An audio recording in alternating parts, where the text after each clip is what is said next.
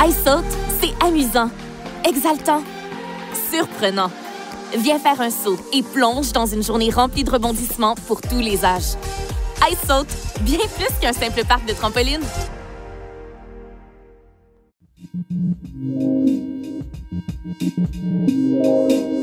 Nous sommes le vendredi 16 mai. Voici à la une.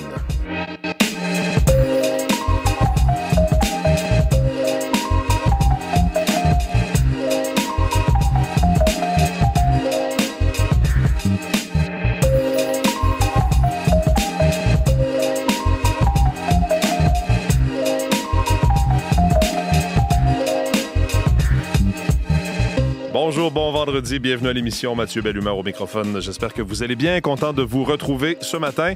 Vendredi, il me semble que je suis pas peu fier que ce soit vendredi. Je suis content que ce soit vendredi. Il y a des semaines comme ça où c'est plus difficile, mais enfin, vendredi, bien heureux de commencer cette journée avec vous. On va commencer tout de suite avec Véronique Méran qui est avec moi en studio. Bonjour Véronique. Bonjour Mathieu. J'aimerais ça qu'on commence encore une fois par le Manitoba parce qu'on a vu évidemment ces images de feu non maîtrisés, des pompiers donc qui combattent ces incendies. Hier, le premier ministre Wab Kinew qui s'est rendu même dans une communauté où 2 personnes ont perdu la vie en raison de ces incendies, plusieurs centaines de personnes toujours évacuées.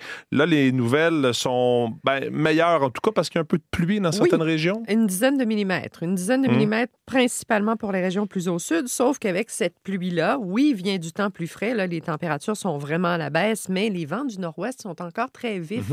Alors, des vents de 60 à 80 km/h encore aujourd'hui. Ça devrait diminuer d'intensité au cours de la soirée et de la nuit prochaine. Et quand on parle de temps plus frais, en fin de semaine, on pense à du 6 degrés samedi, 13 à 16 à partir de dimanche pour la semaine prochaine. Donc déjà là, l'aspect chaleur va quitter le territoire.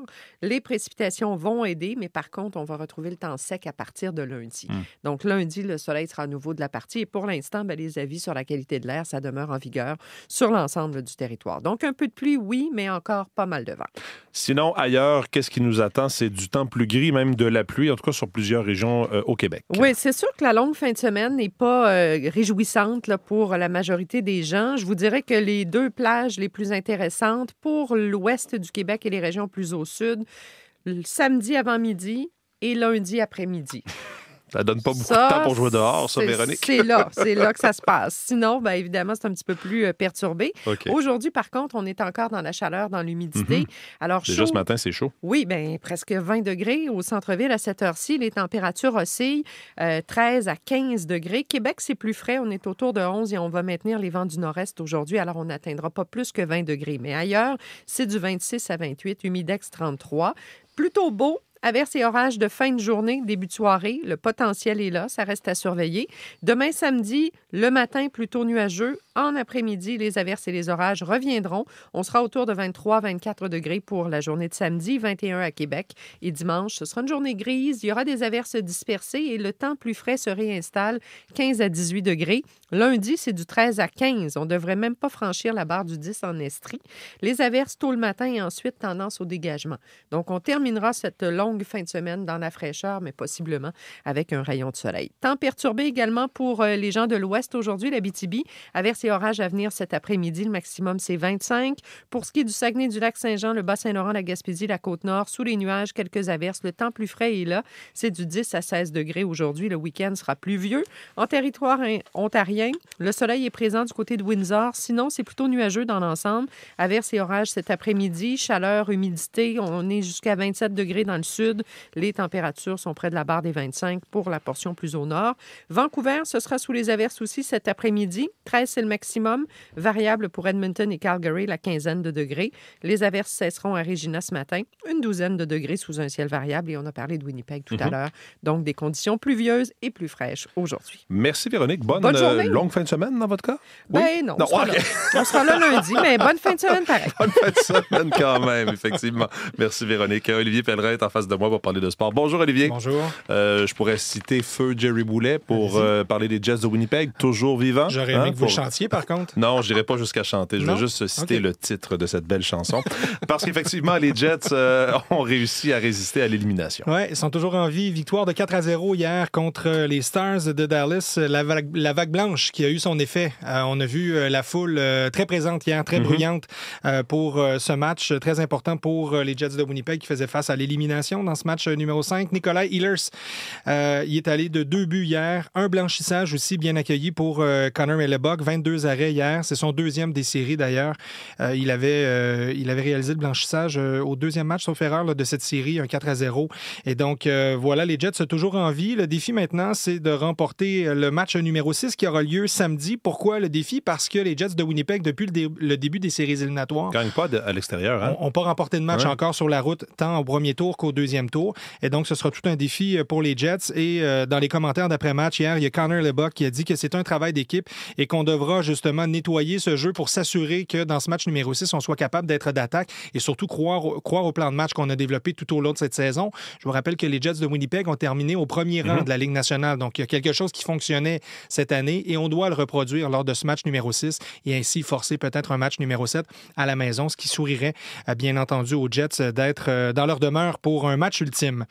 Sinon, il y a les Hurricanes de la Caroline qui ont confirmé leur place en finale de l'Est. Victoire hier de 3-1 face aux Capitals de Washington. Saison extraordinaire pour les Capitals qui se termine. Ça a été un match très serré jusqu'à la toute fin, en fait. C'est Andrei Svechnikov qui a marqué le deuxième but des Hurricanes de la Caroline en toute fin de troisième période, là, d'un but peut-être un peu chanceux. Logan Thompson a peut-être paru faible et par la suite, un but dans un filet désert. Et les Hurricanes qui, eux, retrouvent la finale de l'Est. Et puis, on surveillera ce soir les Maple Leafs de Toronto qui tenteront eux aussi de demeurer en vie. Match numéro 6 contre les Panthers de la Floride. Je vous rappelle que la Floride mène la série 3-2. Au basketball, tenue d'un match numéro 7 entre le Thunder d'Oklahoma City et les Nuggets de Denver. Shai Gilgeous-Alexander et Luguentz-Dort qui devront jouer une fois de plus pour tenter de se qualifier pour une première finale ou une première présence en finale de conférence dans l'Ouest. Hier, le Thunder a été battu 119-107 par les Nuggets de Denver et entre autres, il y a Nikola Jokic et Jamal Murray qui ont été encore une fois très bons. 54 points à eux deux pour permettre à leur équipe justement de forcer ce match ultime qui aura lieu dimanche après-midi et à la demeure du Thunder d'Oklahoma City. Donc encore là, il y aura avantage pour le Québécois et son coéquipier pour peut-être tenter de se qualifier pour cette finale de l'Ouest. Parfait. Et puis, on va surveiller la victoire de Montréal ce soir, match numéro 4 contre la Charge d'Ottawa. Donc, bien hâte de voir ça. Ça se passe à Ottawa. À Ottawa, donc la victoire qui fait face à l'élimination. Bonne nouvelle, peut-être bonne motivation pour la gardienne Anne-Renée Desbiens. Elle a été nommée parmi les gardiennes de but qui sont en lice pour le titre de gardienne de l'année. Elle a terminé la saison régulière avec le plus de victoires, le meilleur fiche tant au pourcentage d'arrêt et aussi à la moyenne de buts alloués. Et donc, il y aura avec elle Erin Frankel du Fleet de Boston et Gwyneth Phillips, justement, gardienne de la Charge d'Ottawa, pour ce prix. Merci, Olivier. Un plaisir. Bonne journée.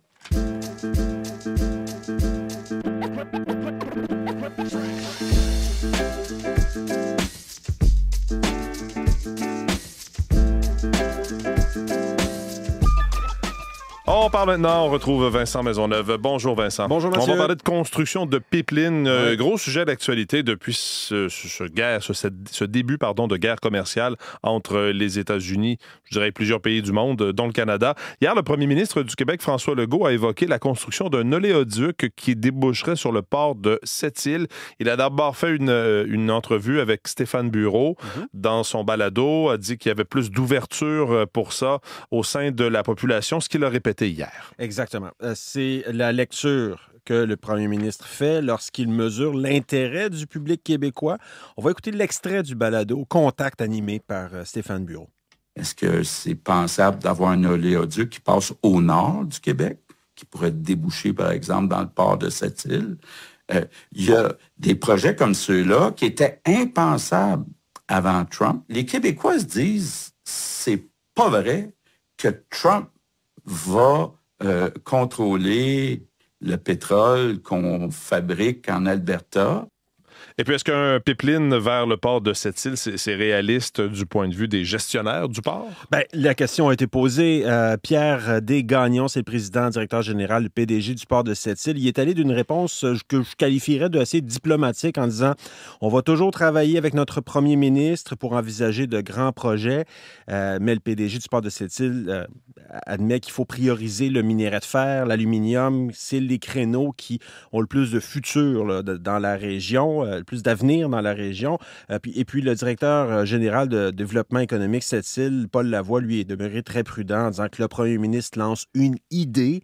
Un projet comme ça ne fait pas partie des choses sur lesquelles la région travaille actuellement. Bon, maintenant, est-ce que c'est justifié de construire à ce moment-ci un oléoduc? La question se pose quand même. Oui, la question se pose et elle a été posée hier au professeur Pierre-Olivier Pinault, titulaire de la chaire de gestion du secteur de l'énergie, qui était l'invité d'Annie Desrochers sur les ondes d'ici première à Montréal en après-midi. D'abord, est-ce que la demande internationale, mondiale, justifie la construction d'un nouveau pipeline de l'ouest vers l'est?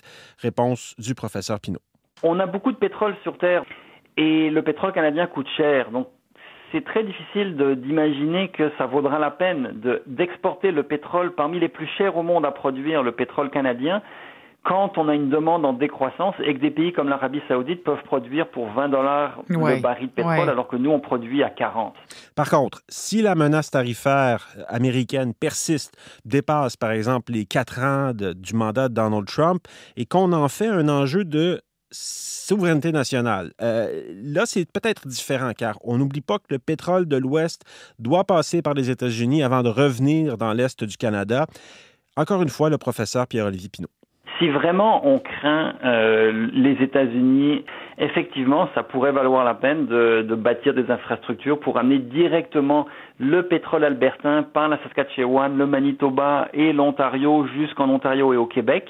Et même peut-être dans les maritimes, parce que la plus grande raffinerie du Canada se trouve au Nouveau-Brunswick et utilise essentiellement du pétrole importé. Je conclue en disant qui aurait cru, il y a 12 mois à peine, qu'on parlerait de construction de nouveaux pétroles sans qu'il y ait une levée de bouclier. On verra s'il y en a une, mais ça montre à quel point les choses bougent vite. Merci beaucoup, Vincent. Bonne journée.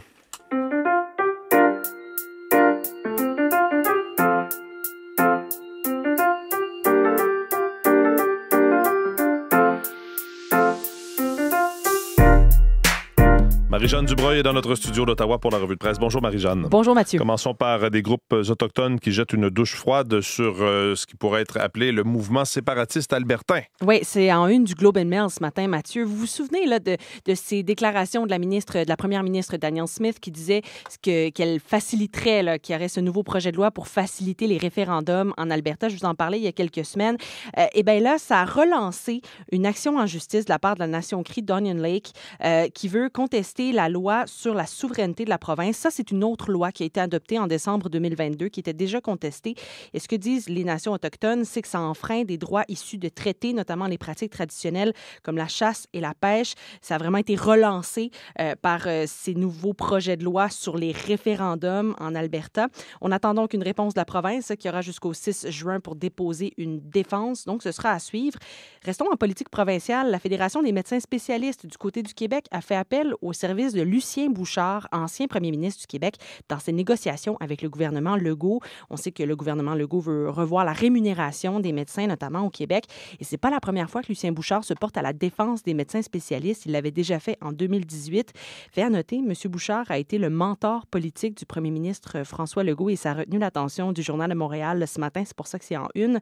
Toujours au Québec, sur les pages du radiocanada.ca, on parle des centres de la petite enfance du Québec qui implorent la ministre de la Famille, Suzanne Roy, de revenir sur sa décision de retirer au service de garde le pouvoir d'établir leurs propres critères de sélection dans le but de s'assurer que ni la religion ni l'origine ethnique des ménages ne seront pris en compte. On parle ici du projet de loi 95 qui est en consultation actuellement du côté de l'Assemblée nationale. Et nous, en Ontario, on parle du budget provincial de Doug Ford, budget qui contient plus de 10 milliards de dollars en aide aux entreprises, mais qui parle aussi d'un déficit prévu de 14,6 milliards pour 2026.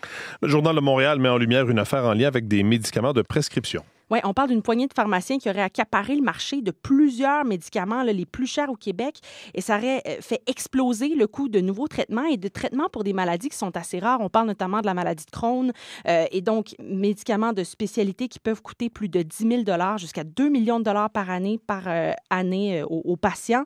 Donc, la compagnie Beneva, notamment, qui a porté plainte pour une question anticoncurrentielle. Il y a aussi l'Ordre des pharmaciens du Québec qui a fait des décisions décision disciplinaire à ce sujet-là.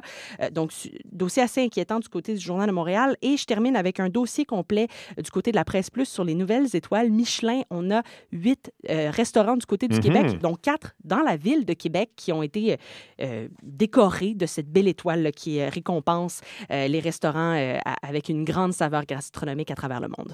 Merci beaucoup, Marie-Jeanne. Bonne journée. Bonne journée.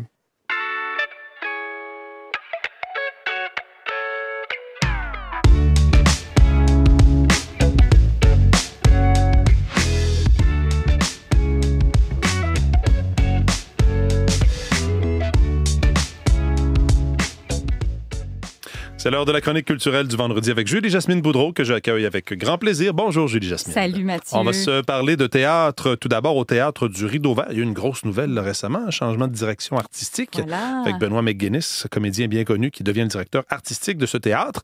Mais on ne parlera pas de ça ensemble. On va se parler de la pièce Chers parents, une comédie qui est, par ailleurs, la dernière pièce présentée cette saison. Mais c'est intéressant parce que, bon, vous mettez ça en lumière. Le Rideau Vert, c'est un théâtre populaire, qui a toujours fait du théâtre populaire. Denise Filiatro s'en est toujours bien vanté. Puis ça cadre là-dedans, je trouve, Chers parents. Alors, c'est une pièce qui a été créée à Paris en 2021. Là-bas, le gros succès, grosse affaire. On a vendu énormément de billets. Et c'est l'histoire de 2 frères et une sœur qui sont convoqués en urgence chez leurs parents. Ils sont très, très inquiets. Alors, on pense à quoi? Au pire, une mauvaise nouvelle, une maladie, une mort peut-être même qui les guette. C'est pas tout à fait ça. Combien? On n'aime pas beaucoup ça parler d'argent, tu sais, ça, Pierre, là, hein? Tu sais, ça veut rien dire, en plus. L'argent, quand t'en as, tu aides dans la mesure de tes moyens. Oui, mais quand même. T'as combien en banque présentement, Pierre? Voyons, c'est pas du tout la même chose. Ah non? Ben, c'est ça. C'est ton argent, c'est toi qui le gagnes, t'en fais ce que tu veux. Ben, nous autres, ton père puis moi, on a décidé d'ouvrir un orphelinat avec cet argent-là qui nous est tombé du ciel. C'est tout. OK. OK, donc un gros montant d'argent qui arrive, mais on comprend que les enfants, là, ils toucheront peut-être pas beaucoup. C'est ça la question. Ah oui. C'est ça, en fait, parce qu'un gros montant à la loterie, et là, on a affaire à des parents retraités, des profs, des gauchistes idéalistes. C'est comme ça qu'on les perçoit. Puis, leur souhait, c'est d'aller vraiment dans l'idéalisation de leurs rêves. Et ce sont des parents qui sont joués par des complices et crédibles, José Deschênes et Luc Sonnet. Ça marche tempête. Ça marche vraiment bien. Puis là, les enfants, qui aura quoi? Qu'est-ce qu'on veut? Qu'est-ce que tu aimerais avoir sans consulter les autres? Alors, là, on rentre dans vraiment là, toutes sortes de situations qui font bien sûr de ça une comédie. Là, on est dans les codes, c'est-à-dire les quiproquos, le jeu très physique aussi. Donc, mais on comprend que l'argent rend fou. Puis là-dedans, il y a surtout, en fait, l'aîné qui est tout un fendant, qui est joué par Steve Gagnon, qui est très peu subtil, je dirais, dans son jeu. Là, des fois, il manque un peu de... je dirais pas de finesse, mais à tout le moins, peut-être, j'aurais moins... ça aurait pu être plus tempéré, disons. Tiens, on va dire ça comme ça. Il y a la cadette, qui est une célibataire au chat, qui est jouée par Sonia Cordeau. Tu sais, quand je disais stéréotype, on est là-dedans. Et le Benjamin, lui, c'est un grand sensible têteux. Alors, je dirais... on pèse fort sur le crayon, sur ces personnages-là. Et je dirais que les répliques comiques s'enchaînent et respirent pas beaucoup. Alors, des fois, un peu comme si ça aurait été le cas dans une comédie de situation, j'aurais mis un temps pour qu'on puisse rire de la blague et passer à la prochaine. Donc, oui, quelques lacunes aussi. C'est un peu tordu. À un moment donné, une histoire d'arme à feu qui vient là-dedans. On se dit, oh, OK, où on veut vraiment aller dans tout ça. Mais puis, on a une espèce de métaphore d'éclatement de la famille. Or, cela dit, il est question d'argent, d'héritage, de mérite, d'amour, de qu'est-ce qu'on... Il y a ça qui est très intéressant. Les thèmes exposés le sont et ça riait de bon cœur. Moi, le soir que j'y étais, les gens ont énormément ri. Moi, j'ai souri, j'ai trouvé la proposition intéressante. Puis je trouve aussi qu'on est déjà un pied dans le théâtre d'été. Alors, si c'est ça que vous cherchez, parce que c'est présenté encore là, pour quelques semaines au Théâtre du Rideau Vert. On va parler de littérature et d'un auteur que j'aime beaucoup. J'ai tout lu ce qu'il a publié, Michel Rabagliati. Vous nous en aviez parlé de cette BD Rose à Lille. On a maintenant une version disponible sur audio, donc une version audio de la BD. C'est formidable. Que c'est formidable. Rose à Lille, je vous l'avais dit, c'est un BD roman... ou plus livre illustré dans ce cas-là. C'est ce que j'allais dire. En fait, on appelle ça un roman graphique, c'est-à-dire qu'il n'y a pas de cases, il n'y a pas de bulles, il y a du texte dactylographié, qui était comme un nouveau genre aussi pour Michel Rabagliati. Puis on était dans les vacances père-fille à l'île verte dans un chalet. C'est-tu ici? Ben, c'est l'adresse sur le papier, en tout cas. Bon, ben, go, on y va. Je te suis.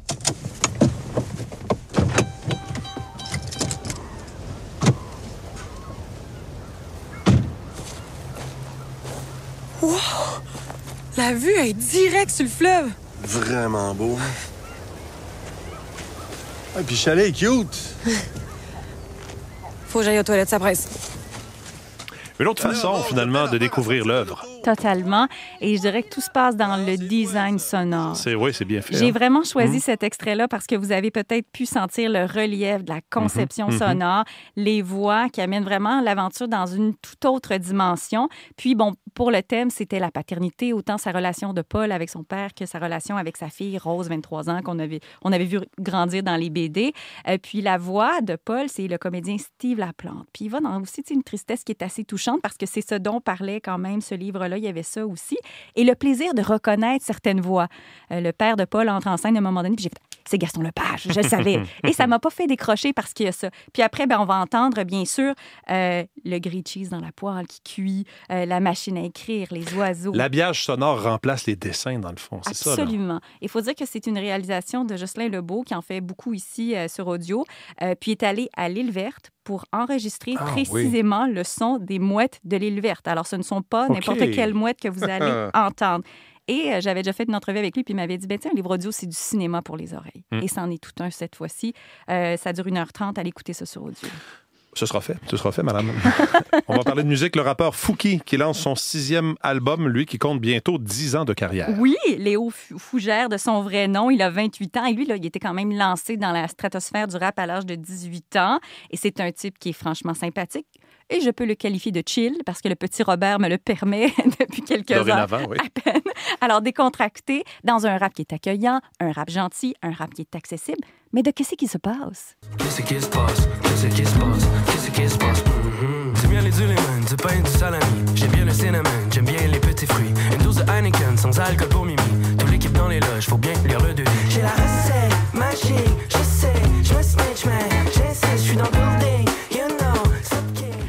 Alors, on entend sa signature, le temps qui file, les sons un peu aussi du passé. Je sais pas, moi, je vois des b-boys ou des breakdancers en tout cas dans l'imagerie, certainement. Très mélodieux, encore une fois, ça, c'est une méthode qui lui sourit. Puis il parle de relations avec l'argent et aussi de ses relations avec les gens dont Léa, sa copine depuis 10 ans, il lui dédie une chanson. T'es belle même quand tu voles mon hoodie. T'es badass même quand tu vas te coucher. J'allume la vanille de tes bougies. Tu sais que je t'aime même quand t'es moody. On me catch up un vibe, yeah. Pop up the volume. C'est comme si c'était hier. Ainsi va la vie, yeah. Réaction pour réaction. Y'a toujours de la passion. T'es le fruit de la passion. Le fruit de ma passion. OK, son couple va bien, clairement. Avec Léa, ça va bien. Avec Léa, ça va bien. Alors, ça s'appelle Style Cancan, c'est disponible depuis une semaine. La nouvelle musique de Fouki, et il sera à Rimouski à la fin du mois de mai. Merci beaucoup, Julie-Jasmine. Bonne fin de semaine. Bonne fin de semaine à vous aussi. Merci d'être à l'écoute. Quant à moi, je vous retrouve à la barre de la Une mardi.